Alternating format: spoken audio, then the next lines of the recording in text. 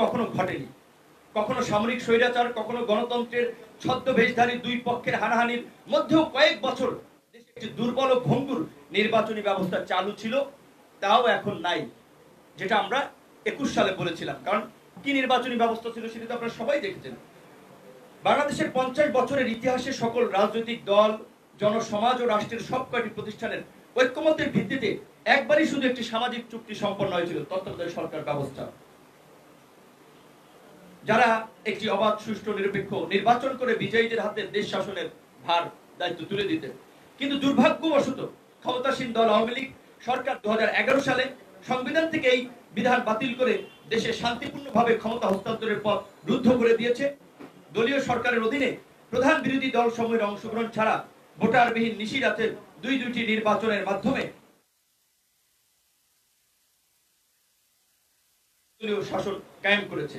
এতে বাংলাদেশের শাসন ব্যবস্থা পতিত হয়েছে গভীর সংকটে, অকার্যকর হয়ে গেছে দেশের সংবিধান। আজকে সংবিধান সংস্কারের কথা বলছেন, রাষ্ট্র সংস্কারের কথা বলছেন, এটা কিন্তু আমরা 2021 সালে গণ অধিকার পরিষদের ঘোষণাপত্রেই বলেছি এই সংবিধান অকার্যকর হয়ে পড়েছে, নতুন সংবিধান এবং নতুন রাজনৈতিক বন্দোবস্ত দরকার। এতে বাংলাদেশ রাষ্ট্র এক দীর্ঘস্থায়ী বিপদে পড়েছে। জনপ্রশাসন, আইন শৃঙ্খলা রক্ষাকারী বাহিনী, বিচার বিভাগ, সশস্ত্র বাহিনীর মতো প্রতিষ্ঠানের দলনিরপেক্ষ যে অবস্থান নেওয়ার কথা ছিল তা আজ আর নেই। আমাদের প্রিয় মাতৃভূমির শাসন ব্যবস্থাকে এতটাই অধঃপতিত করা হয়েছে যে ভবিষ্যতে শুধু অবাধ, সুষ্ঠু, নিরপেক্ষ নির্বাচনের অধিকার প্রতিষ্ঠা, নতুন প্রজন্মকে নতুন করে গড়ে তুলতে হবে ধ্বংস হয়ে যাওয়া সবকটি রাষ্ট্রীয় প্রতিষ্ঠান, স্বাধীনতা পরবর্তী 50 বছরে যা ভেঙে চুরে হয়েছে। রাষ্ট্র সংস্কারের কথা বলছেন, প্রতিষ্ঠান গড়ে তোলার কথা বলছেন, এটা কিন্তু আমরা সেই সময় বলেছি। শুধুমাত্র একটি নির্বাচন দিয়ে এই দেশের কার্যকর পরিবর্তন হবে না। কার্যকর পরিবর্তনের জন্য অবশ্যই প্রতিষ্ঠানগুলোর পুনর্গঠন করতে হবে, নতুন রাজনৈতিক বন্দোবস্ত করতে হবে। ধর্ম, জাতিসত্ত্ব, নানান সংস্কৃতি, বিশ্বাস ও মতামতের বৈচিত্র্য রয়েছে বাংলাদেশে।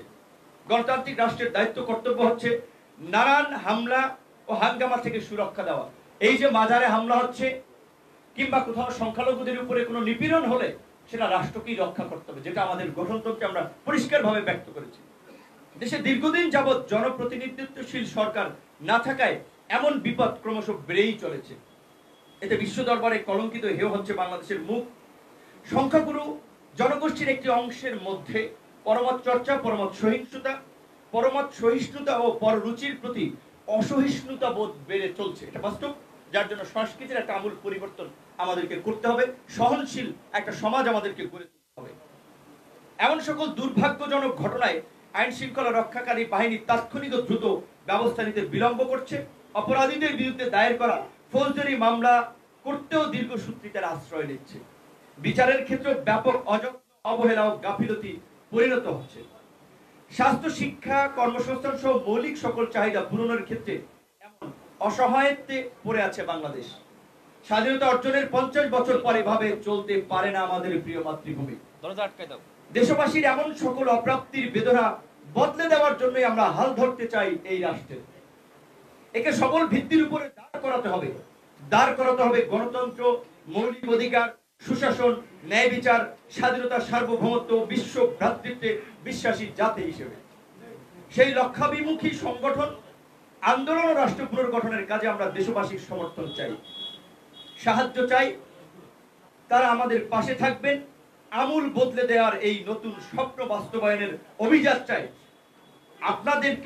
আমাদেরকে সমর্থন যোগানোর জন্য জনগণকে আহ্বান জানাচ্ছি। আজ সকলের সামনে দাঁড়িয়ে এই প্রত্যয় ঘোষণা করছি যে আমরা নানান ক্ষেত্রে সৃষ্টি হওয়া বহু স্তর বিশিষ্ট বৈষম্য লাঘব করে বাংলাদেশকে মানবিক উন্নয়নের প্রগতিশীল ধারায় স্থাপন করব ইনশাআল্লাহ।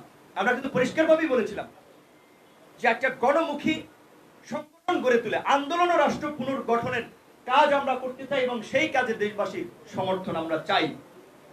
শুধুমাত্র চাকরির ক্ষেত্রে কোটার বৈষম্য, এই রাষ্ট্রের প্রত্যেকটি সেক্টরে বৈষম্য রয়েছে। আমরা কিন্তু পরিষ্কারভাবে আমাদের ঘোষণাপত্রে 2021 সালে বলেছিলাম বহু স্তর বিশিষ্ট বৈষম্য লাঘব করে বাংলাদেশকে মানবিক উন্নয়নের প্রগতিশীল ধারায় স্থাপন করব ইনশাআল্লাহ। আমরা কিন্তু এটি আমাদের ঘোষণাপত্রে আমরা সেই 2021 সালে বলেছিলাম। তো যেটি আপনাদেরকে একটু রিকল করে আমি আজকে একটু আমাদের যারা যোগদান করেছিলেন এবং যারা আছেন সাংবাদিক বৃন্দ তাদেরকে একটু স্মরণ করে দিচ্ছিলাম। আমাদের 21 দফা কর্মসূচি ছিল।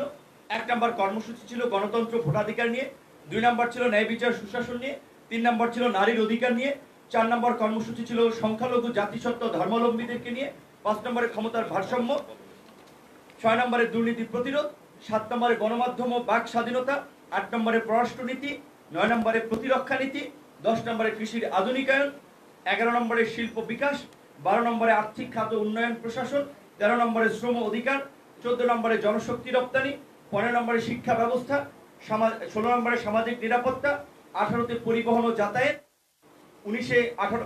18তে জনস্বাস্থ্য সেবা, 19-এ দূষণ ও দখল প্রতিরোধ, 20-এ খাদ্য পুষ্টি, 21-এ জ্বালানি প্রাকৃতিক সম্পদ। এর মধ্যে 2-3টি প্যারা আমি আপনাদেরকে একটু শেয়ার করতে চাই। যেমন আমাদের 2 নম্বর যে প্যারাটি ছিল ন্যায় বিচার ও সুশাসন, সেখানে আমরা পরিষ্কারভাবে বলছিলাম যে বিচার বিভাগের কার্যকর স্বাধীনতা, পর্যাপ্ত জনবল নিয়োগের মাধ্যমে বিচারের দীর্ঘসূত্রিতা হ্রাস ও ন্যায় বিচার নিশ্চিত করা, জাতীয় জীবনের সকল স্তরে বৈষম্য দূর করে সকলের জন্য সমানাধিকার, নাগরিক মর্যাদা ও আইনি সুরক্ষা নিশ্চিত করতে হবে, সিটিজেন চার্টার তৈরি করতে হবে, সকল ধরনের সরকারি সেবা প্রাপ্তিতে বিদ্যমান ঘুষ, দুর্নীতি, হয়রানি, বাধা বিঘ্ন দূর করা, রাষ্ট্রীয় প্রতিষ্ঠানসমূহের মূল দায়িত্ব যে নাগরিকদের সেবা প্রদান করা এবং সরকারি চাকরিতে নিয়োজিত সকল কর্মকর্তা কর্মচারীদের কর্তব্য যে তাদের কাছে আসা মানুষদের সম্মানের সহিত সেবা প্রদান, সেই সংস্কৃতি প্রতিষ্ঠা করা এবং তার লঙ্ঘনকারীদেরকে জবাবদিহিতার মধ্যে আনা, সর্বস্তরে ই গভর্নেন্স প্রবর্তন করা। এটা আমাদের ন্যায় বিচার ও সুশাসনের আপনার প্যারাতে ছিল। নারীর অধিকারে আমাদের 2টো লাইনের মধ্যে এরকম ছিল, নারীর প্রতি সকল ধরনের বৈষম্য বিলোপ সাধন করা, শিক্ষা, কর্মক্ষেত্রে ও রাজনীতিতে নারীর অংশগ্রহণ নিশ্চিত করা।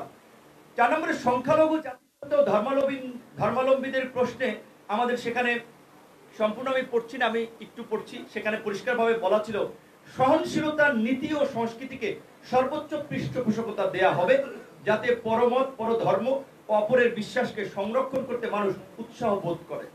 জাতিসত্তার সমতা বিধানে বিভিন্ন ভাষা, নৃতাত্ত্বিক জাতিগোষ্ঠীর নাগরিকদের ধর্মীয়, মানবিক ও সাংস্কৃতিক অধিকার নিশ্চিত করা হবে।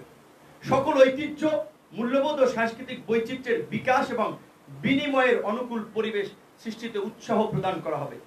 5 নম্বরে আমাদের ক্ষমতার ভারসাম্য প্যারাতে আমরা পরিষ্কারভাবেই বলছিলাম, কোনো ব্যক্তি 2 মেয়াদের অধিক সরকার প্রধান থাকবে না এবং একই ব্যক্তি সরকার প্রধান ও দলীয় প্রধান হবে না।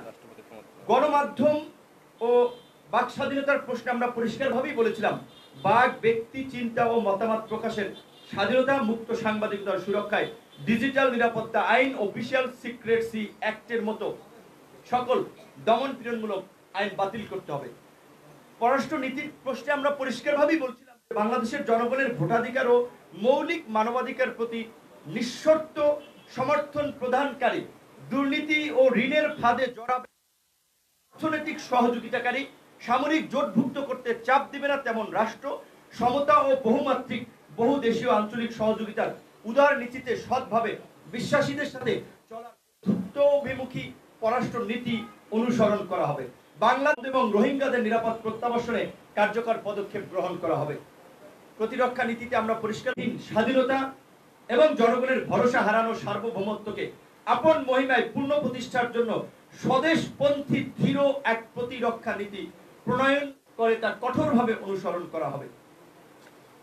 আমরা আর্থিক খাতের সুশাসন, শিক্ষা ব্যবস্থা সহ আমরা সমাজের একটা পরিষ্কার অবস্থান আমরা ব্যক্ত করেছি। খাদ্য পুষ্টি নিয়ে আমাদের অবস্থানের জায়গা আমরা পরিষ্কারভাবেই বলেছিলাম, নিম্ন আয় ও দরিদ্র পরিবারের মা ও শিশুর জন্য পুষ্টিগুণ সম্পন্ন সুষম প্রয়োজনীয় খাদ্যের সংস্থান নিশ্চিত করতে বিশেষ কর্মসূচি প্রণয়ন করা হবে। জনস্বাস্থ্য সুরক্ষায় ভেজাল মুক্ত নিরাপদ খাদ্য উৎপাদন, বিপণন ও সরবরাহের ব্যবস্থা করতে হবে। কৃষি করে মধ্যস্বত্বভোগীদের দৌরাত্ম্য কমাতে হবে। আমি রিসেট বাটন আমাদের প্রধান